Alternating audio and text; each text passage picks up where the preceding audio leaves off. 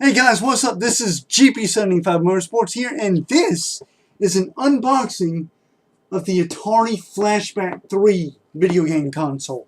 Now, before I actually get into this, a little bit of history for those of you who don't know about the Atari 2600, or for those of you who don't know that much about the retro gaming hobby.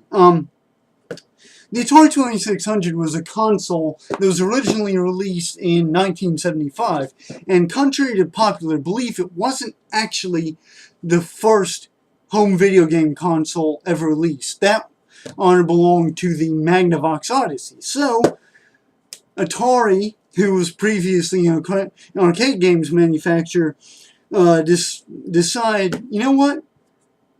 That Magnavox Odyssey looks pretty friggin' wicked. But I bet we could do something better than them. So they released the Atari 2600.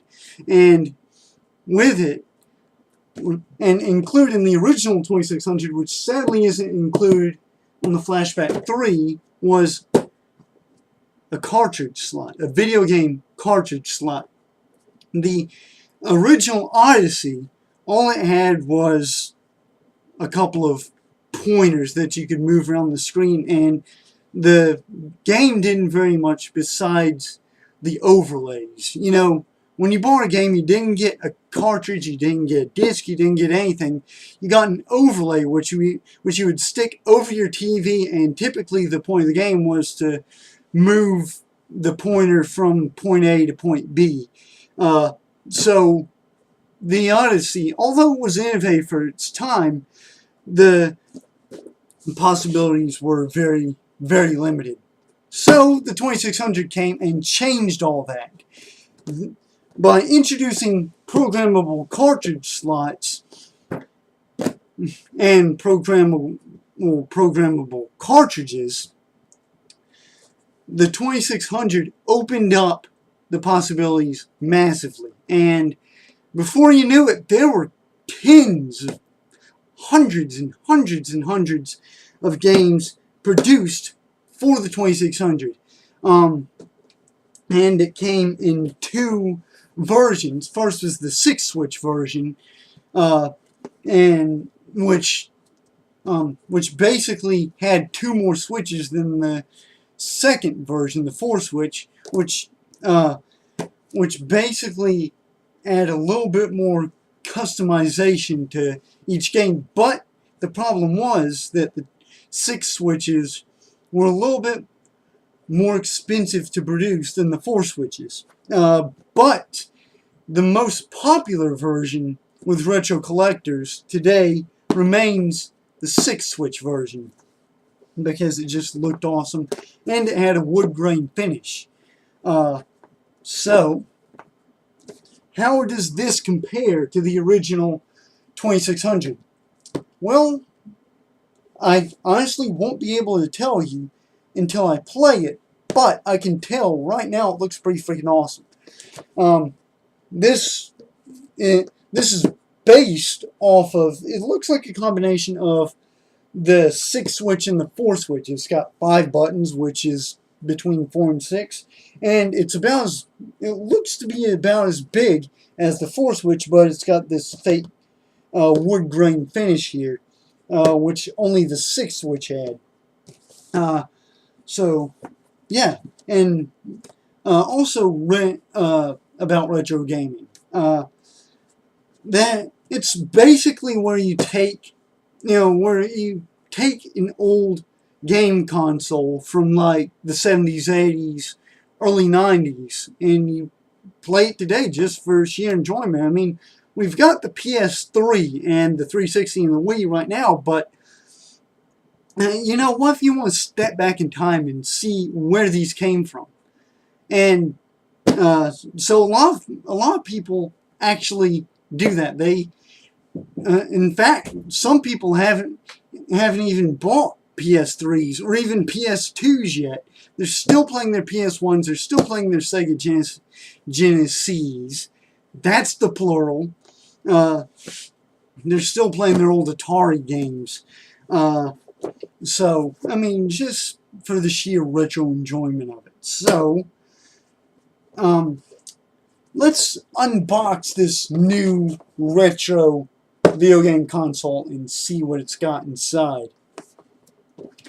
Alright, so this is a fairly standard, obviously, cardboard box. It doesn't look like it opens in any special way, I don't think. Let's see how you open this. It's been a while since I've opened a game console. So, I'm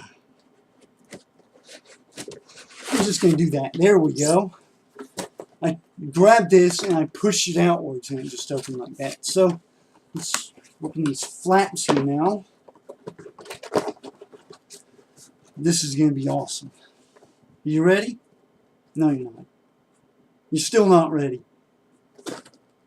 Prepare yourself. So here we go. You slide this out of the box and you get, well, what's this? A poster. That is awesome. It's got screenshots of all the old Atari games that come with it, which is over 60, in fact. So it's going to be a pretty friggin' awesome plug-and-play game console. So you get your black and white instruction manual, fairly standard stuff.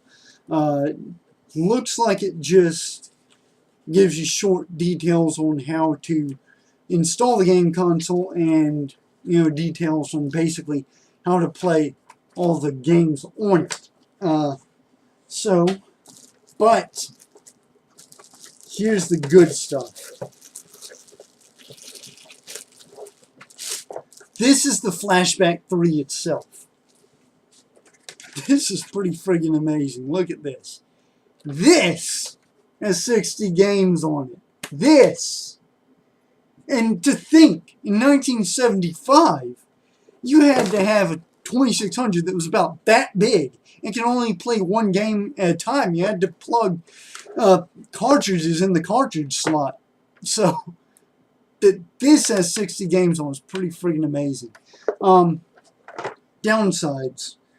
Well, the major downside to this is, as you can see, it doesn't have a cartridge slot. So if you got a really awesome Atari 2600 game that you liked back in the day, you're not going to be able to play it on this. You're going to have to dig out your old 2600 and maybe buy a new 2600 in order to do that. So that's one downside to it.